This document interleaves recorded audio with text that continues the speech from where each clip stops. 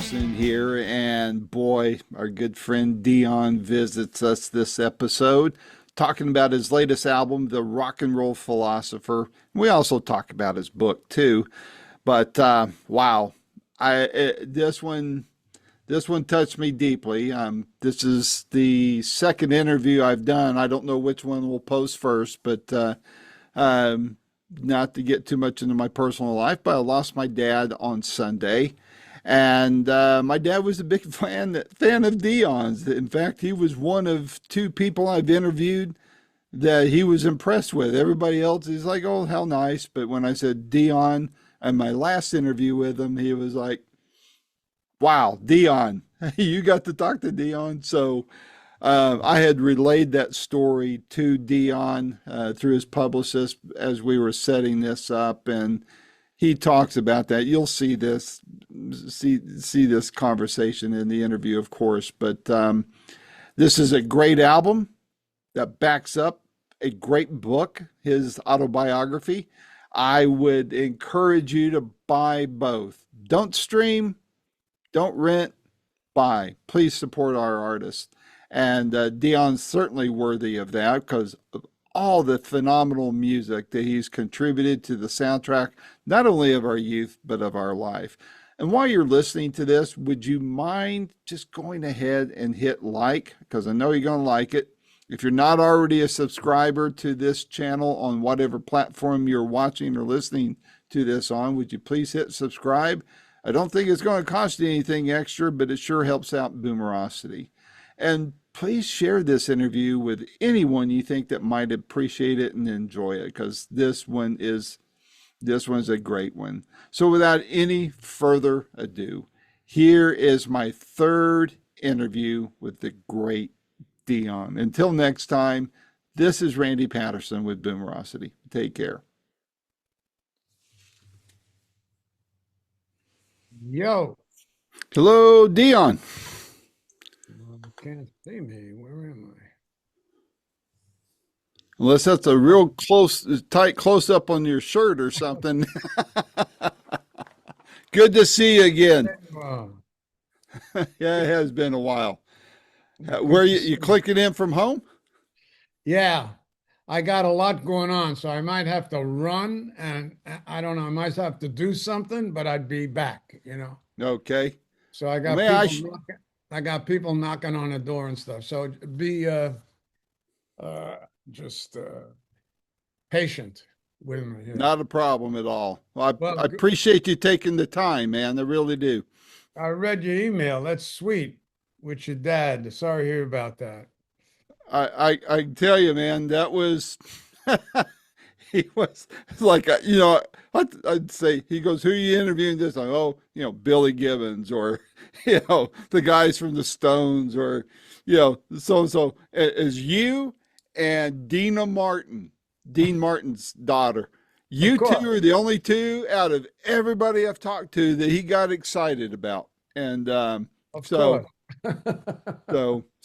thank you for being you and putting a smile on my dad's face. That was a highlight, big time highlight there. So thank you. Yeah, pleasure. So, That's great. That's great. Well, you ushered your father into heaven. You're just into the vestibule of heaven. Yep. Yeah, you're stuck with him, and you're a good son, and it's I'm glad I could be a little part of that. Yeah, well, music's a big part of everybody's life, and when he can, to hear your name and flash back to the, 50s and 60s, and and he and my mom were a big part of my interest in music. I mean, Dad wasn't so much whatever was on the radio, but he knew what he liked on the radio. You, Pat Boone, Elvis, and those were, he would turn up the radio when your songs would come on. And Mom, of course, I got her record collection. So, how old was your dad? He turned 89 back in June. Oh, wow. Cool. The reason why I mentioned Dina Martin is when I interviewed her almost 6 years ago, just before the shutdown, we got to talking about our dads. It turned out her dad and my dad had the same birthday, years apart, but they shared the same birthday. So it was What, it was kind of a what, cool thing there. Yeah. what month? What month and date? June 7th. Dad was 1936. Okay. So Yeah. Okay. so anyway, great memories, and you're a part of the soundtrack of his life. So very Oh, that's cool, good. very cool. Where did he But grow up? right here in Tennessee, I'm in Sevierville, but he was born in Madisonville, Tennessee, and then we were out in Arizona for, gosh, well over 20 years. That's where I pretty much grew up. I was born here in East Tennessee, but grew up in Arizona. And then when they retired, he and mom, they come back here to the Smoky Mountains near where they were both born. And that's where they retired. Mom died almost 8 years ago, and dad just passed. So, Yeah. Well, that's a good run, yep. Listen, at my age, I'm like thinking, no, I want it to be a longer run, but I'm 86, So, it sounds like a short time for me, but I mean, we all think we're going to live forever. We're not. We're not going to get out of here, but I like your wallpaper. Well, I do What? too, man. It's a great album cover, and I love the music on there. Tell me about that. How did that all come together for you? What drove this album? And I know it's probably tied in with the book and stuff, but tell me about it. What got this thing rolling? Well, what got it rolling is the book has like 160 photos, but the Audible book has like it has induction speeches, like Lou Reed. You actually hear his voice, or Stevie Van Zandt, or Dick Clark, or whoever it is. I put in I put in a lot of music. I think maybe there's 60 songs in the Audible book, Wow. underlying some of the stories, entering some of the stories, to just create a mood for like a certain vignette, you know, and coming out of it, or whatever inspired me, I just rolled with it. So after I did that, I thought, I got so inspired. I was I was coming up with songs that I hadn't listened to in years, and just thought, didn't you change? Haven't heard that in you, or running close behind you. There's songs I done I did for Warner Brothers maybe in the early 70s, or then I went back to the mid 60s and took a song from uh,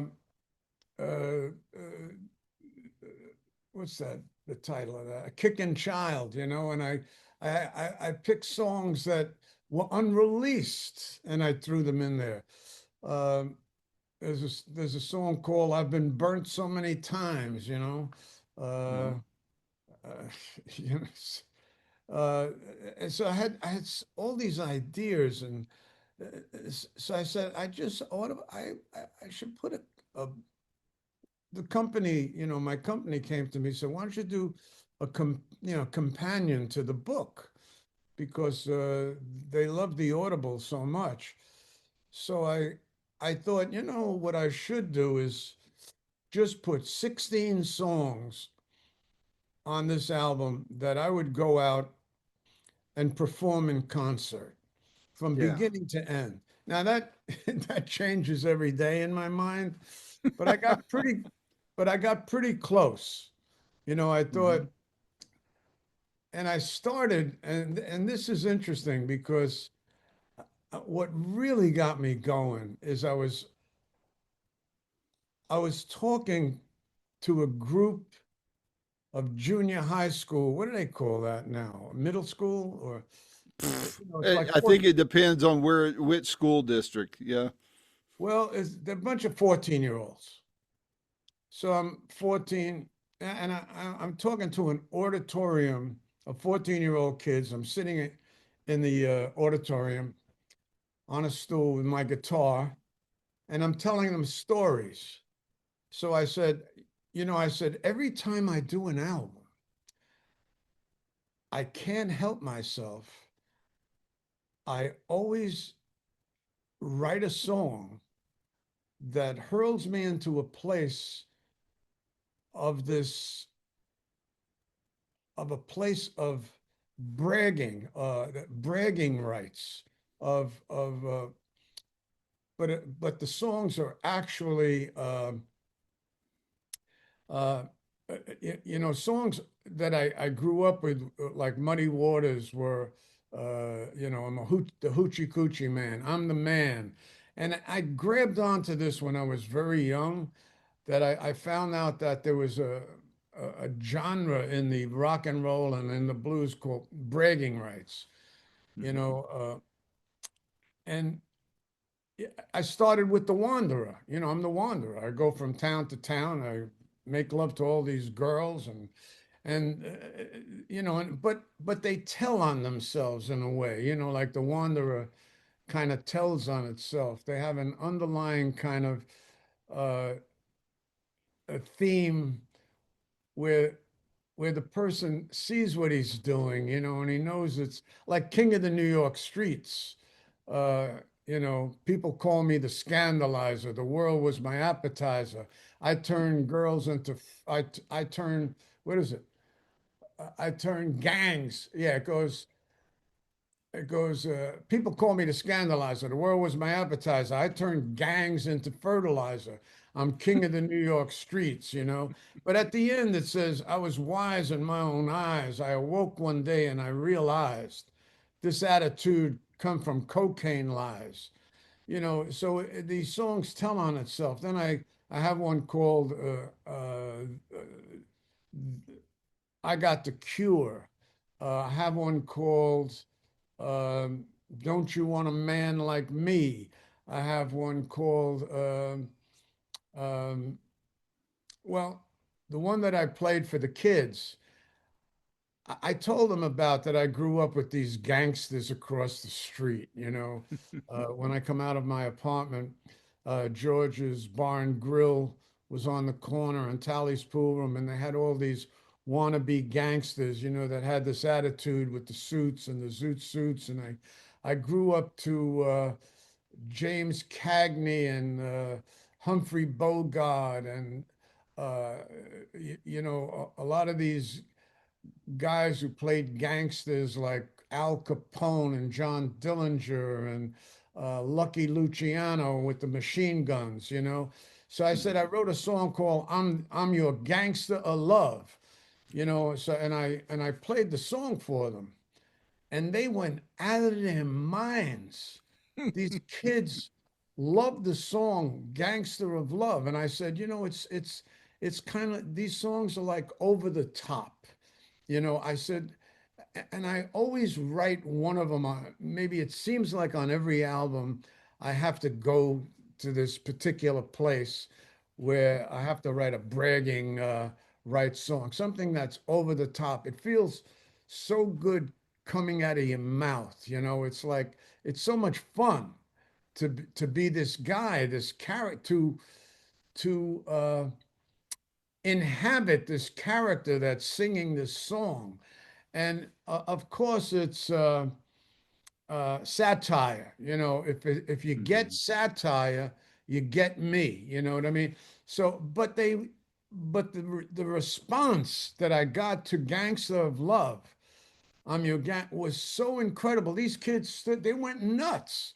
I said I recorded this song, but it's not in the place. It's not living in the place that I want it to be. So I redid it, and I opened this album with it Mhm. closer to how I sang it to them. If you stripped all the music away, you'd have me and the guitar, and they just loved it. So I thought, man, if they liked it, I just got, I used it, of course, in the Audible book, but I just said I'm going to open the album with it because if they like it, it's just got to land with other people. That I mean,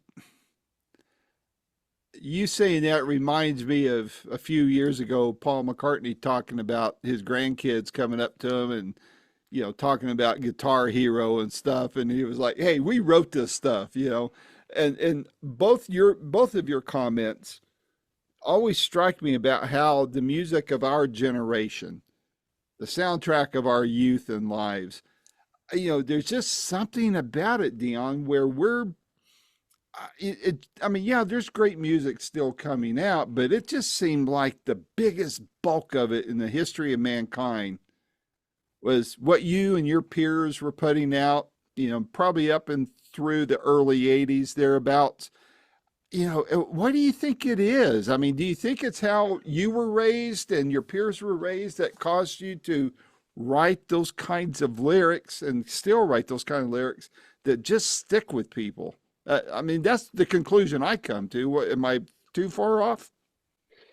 No, I think you're spot on. The way I define it is two things. One, there was a renaissance with the 50s, with the late 50s and the 60s. It was a renaissance. Great music was popular music, was commercial music. Commercial music was great music. It was one and the same in the late 50s and 60s. It was it was one and the same. You had Chuck Berry and you had Fat Domino and Little Richard and Jerry Lee Lewis and the Everly Brothers and Roy Orbison. You had all these great doo-wop groups. I mean, could this be magic? Just this beautiful stuff. And going into the 60s, you had Springsteen and John Fogerty and just I can go on and on and on. The Beatles. You had great music was commercial music. Not so much now. Now you have a different station for everything. You want popular music, you go here. You want commercial music, you go here. You want artistic stuff, you go here. And the other thing is that um, so that's one of the things. And when we were writing, of course, in the 60s, you had all those, you know, the the artist songwriter, uh, and I read books by Bruce Springsteen. I read books by Bob Dylan, Lou Reed. Uh, I could go on and on, but they all say, most of those guys say, I wasn't the greatest guitar player. I wasn't the greatest looking guy. I wasn't the greatest singer. I had to write great songs. So we in the 50s, I had guys behind me like Doc Pomus, who was a little guy who was disabled. He walked around with crutches. He must have been about 4'5", and he was a blues singer. And Mort Schumann, who was like 6'5" and a tall guy who just didn't have the look for that time or something. He became a great star in France, but uh, we had Carole King writing songs. I wrote songs with Carole King sitting on the same piano bench, like this little girl, and I had, right across the street from my company when I was with Laurie or Columbia was 1650, where Neil Sedaka and Barry Mann and all these, writers who were really writing some great songs. I don't know how that happened. It was a renaissance, it was incredible. Some of the songs they wrote, these people. And there's a difference between just writing a song and writing a great song. And what Agreed. you're talking about is we could go through it right now, but there were great songs. I mean, even in the Great American Songbook, we Yeah. were coming off of that. So we, that was incorporated into a lot of the stuff that I did, even to the extent that I would use like an intro to Runaround Sue. The what do they call that? A prologue or a I don't Mm-hmm. know, that slow beginning, and then you go into the song. You set up the song. I forget what they call that in A prelude. a prelude in the 40s. They Yeah. so I came off of that stuff with Al Jolson and Louis Prima. And Louis Prima would be in the Rock and Roll Hall of Fame if he didn't sing Italian songs. Because, I mean, come on, Sam Butera was one of the greatest rock and roll sax players you could ever Hmm. think. And the guy was unbelievable. Do you think, because I mean, I've talked about this about generations and not just music, but the differences from, say my parents' generation to my generation to what we've done with, my kids' generation, so on and so forth. It seems to me, be curious to get your thoughts on this. Mom and dad's generation, your generation was, born right there at the Depression and the tail end of that into World War II. So there was, rationing, hardship, rough and scrabble type of thing, being raised by the greatest generation, that kind of stuff. That adversity that fueled thought and creativity in the music, whether it's here on our side, on the streets of New York or in the fields of Tennessee, or you look at the British invasion that took place. I mean, most of those guys, man, they remember the rubble of World War II. It just seems like all of that seemed to, whether directly or indirectly, I think was foundational to the music from back then. Do you agree with that, or could you add to that? Absolutely. I mean, absolutely. The longing in relationships, the romance, the drama, the courage, that even Hank Williams. I mean, I was, that's what got me into the business. The hillbilly Shakespeare. He wrote songs that was uh, just so profound to me. I mean, they were simple but profound. Even Luke the Drifter, he taught me how to live through that album. Uh, Mm-hmm. his recitations, be careful of stones that you throw, and the funeral. He talked about racism. A guy was unbelievable. And I'm a kid from the Bronx, maybe somebody from Tennessee or, Mobile or it's a natural thing to pick up on that, but not in the Bronx. Nobody knew who Hank Williams was. No one knew who he was. Uh, Only in my household. I come upon him by an accident, I think. I just heard him coming out of the radio uh, from a country station that came out of Newark, New Jersey, called the Don Larkin Show. He was a guy who was in the army, fell in love with country music, and started this country music station in Newark. And I happened to have it on one Sunday when I remember the day when I was like, I must have been about 10 years old. And I heard Honky Tonk Blues coming out of the radio. I never forgot it. It just blew my, it hurled me into a place of enchantment. And my whole life, Randy, my whole life has been trying to create a song and transmit it to people to bring them into the same enchantment that I felt when I heard that. It just blew my mind. And I felt something that it hurled me into a place of transcendence to a higher reality. I wasn't here anymore listening to my parents argue or the school. I wasn't into, I didn't see any of that. It hurled me, it brought me to a place that only Hank Williams could take a 10-year-old to. And, and I've never been the same. and I'm easy to understand. I'm still doing that, trying to create that song to Hmm. to help people to do what maybe Hank Williams and Jimmy Reed did for me.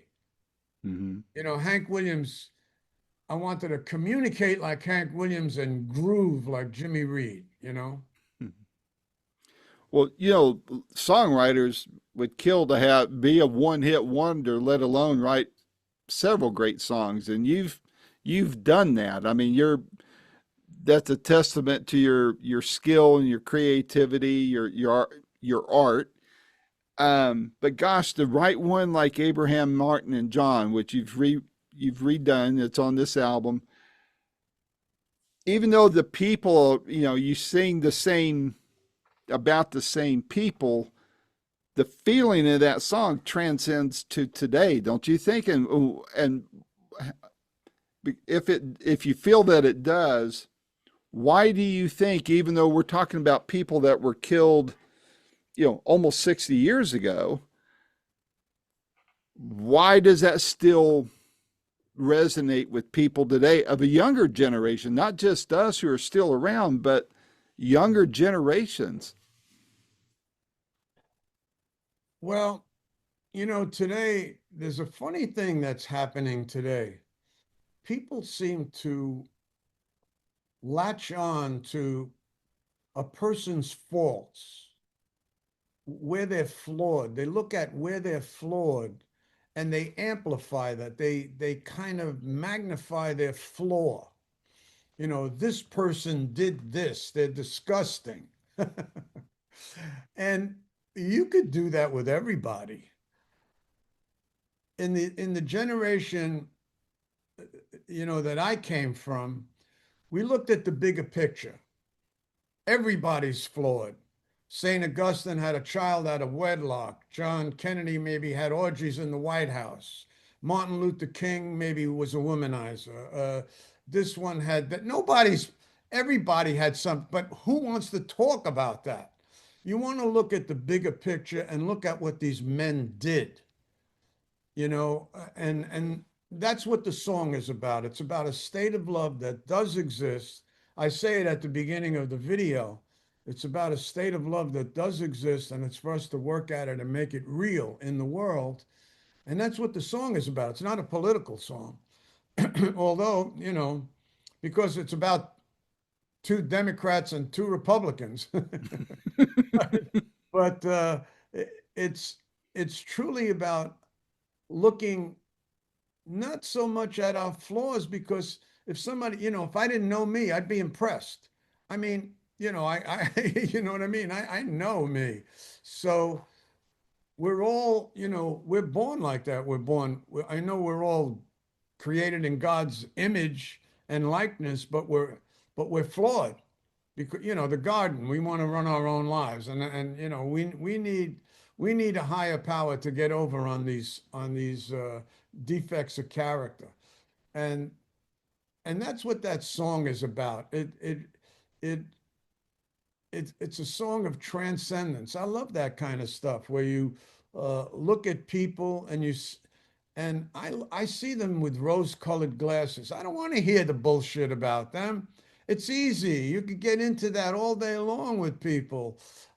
Who cares? I don't really care, um, unless it's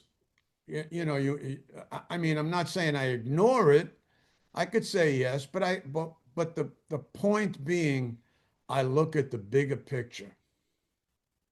And a lot of these people, like saints, all the saints, you would think they were perfect people. They're not. They're only like great sinners who are in need of the grace of God, who were aware they were in need of the grace of God. Like Saint Paul, or Moses killed somebody, David killed some. Come on, and we could look at these people uh, all day long like that. But I'd and again, I don't want to live in what would you call that, in fantasy world.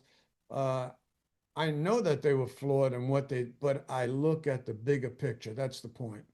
And that's what that song is about.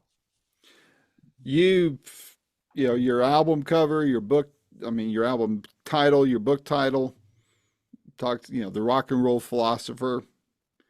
You were involved in contemporary Christian music back in the 80s.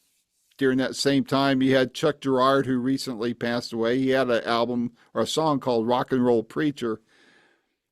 Faith obviously factors very heavily in your life and often in your music. At this stage of your life and career, how much of that with that as a backdrop, what would you say to people when it comes to life, faith, a standard to live by, a foundation to stand on? To me, it's everything. You know, I had a friend once, he said, "What does that have to do with anything?" I said, he said, what does God have to do with it?" I said, "Everything."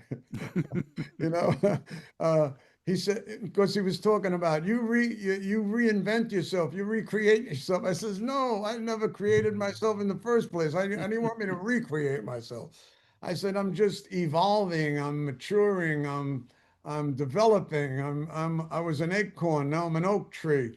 I called the book Rock and Roll Philosopher because a philosopher is a lover of wisdom, and your philosophy, it's perfectly designed to produce the results you're getting in life. And yeah, so it has everything to do with it. It's the center of my life. I had a I've been clean and sober 57 years. I came into a spiritual 12-step recovery program in 1968, and they and they gave me they put me on this road, these 12 steps, which were gleaned from the disciplines of Saint Ignatius of Loyola, and they're designed to lead you into union with God. And I, that's what happened. I was working these steps and it led me right. I had a spiritual awakening. I mean, literally, Christ showed up on a road one day when I was jogging. I said a prayer. I uttered a prayer. I said, "God, it would be nice to be closer to you." And this beautiful, ethereal, very brilliant, sudden, profound spiritual awakening. I've never been the same since.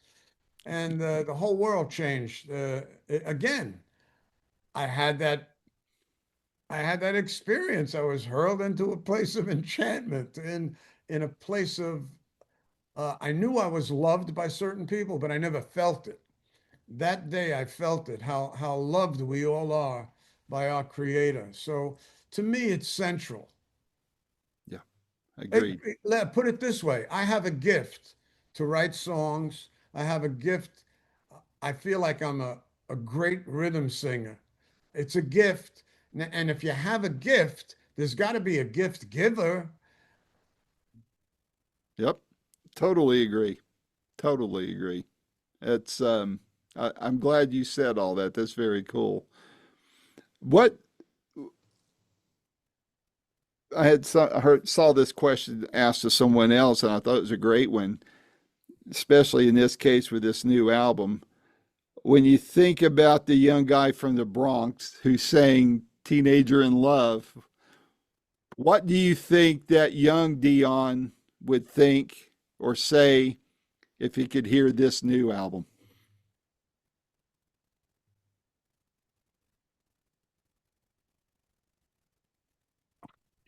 Jeez, you know, I don't know.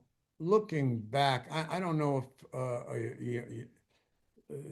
my younger self could actually comprehend that.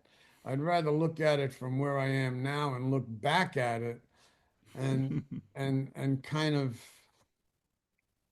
because I wouldn't define a lot of the things that I see today. Back then, I wouldn't have a clue. I was just doing everything by instinct. Hmm. But I'm impressed. I'm impressed with what I did and what I do. And Randy, I'm not. I'm saying this because I can't take credit for it. It's not like like a bragging thing. It's like I came off at 3 albums. I did this album called Blues with Friends with Joe Bonamassa Hmm. and Springsteen and Paul Simon. I did an album called Stomping Ground with Eric Clapton and Mark Knopfler and the great Sonny Landreth. And and I did Girlfriends with Susan Tedeschi and Hmm. some beautiful women and great guitarists and great artists. I was walking around one day and I was look I had the albums in my hand because I had to bring them somewhere and I thought, oh my God, I couldn't do this. I couldn't plan this if I tried. I mean, I, how did this happen?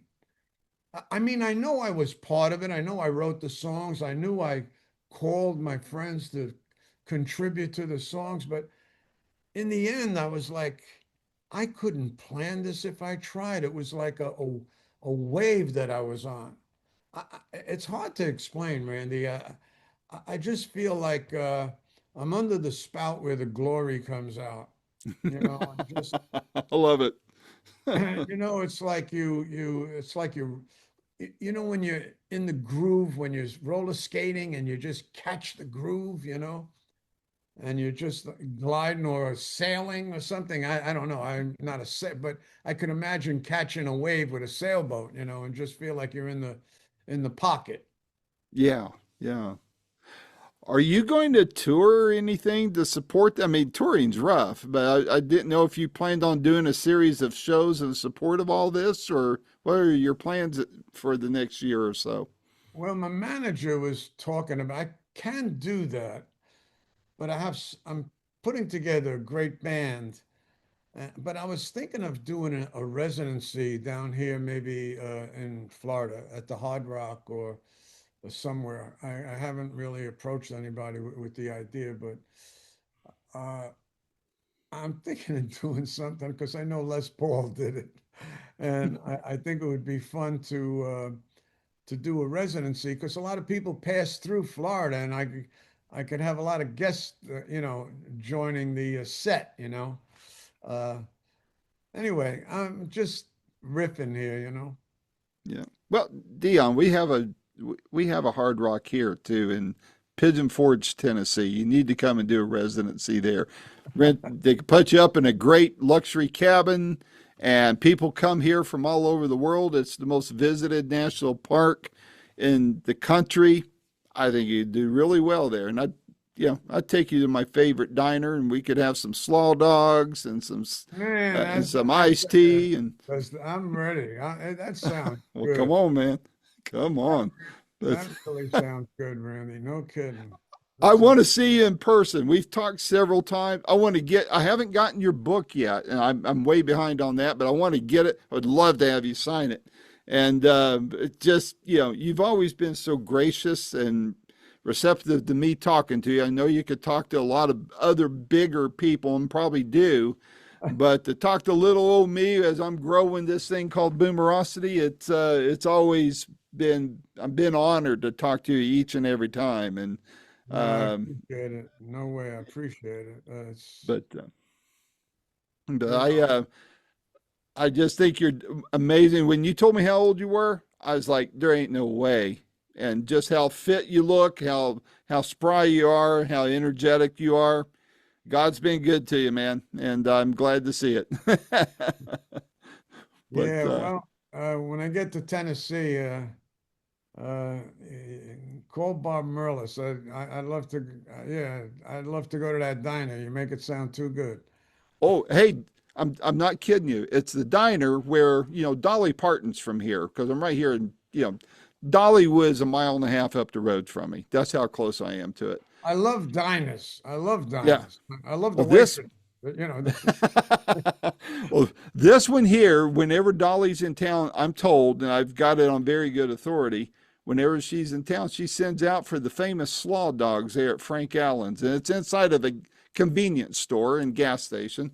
And it's in a newer location than where it first started. But everybody comes from all over the country and they want to try those slaw dogs. And they're good. They're very good. So I'll buy you a slaw dog and we can chat some more. So, well, Dion, thank you so much for your time. Thank you for the decades of phenomenal music, especially for my mom and dad, and everything in between. Man, you're an awesome man, and I hope we get to talk again somewhere down the road, and like you just said, maybe have a slaw dog together or something. Stay well, man. Stay well. You too, my friend. We'll talk to you soon. Take care. Keep rocking. Yeah, Take you care. too. Bye-bye. This has been another fun-filled episode of Boomerocity with your host and producer, Randy Patterson. The theme song is Roll the Dice and is recorded and used by permission from Quentin Hope. Quentin is spelled Quinten, and Hope is Hope. And you can find out more about Quentin at quentinhope.com. Post-production is done by Cardinal Sins Productions. The Boomerocity name, logo, and content is copyright protected. Segments may only be used with written permission by Boomerocity and or its assignees. Inquiries should be directed to input@boomerocity.com. Copyright 2025.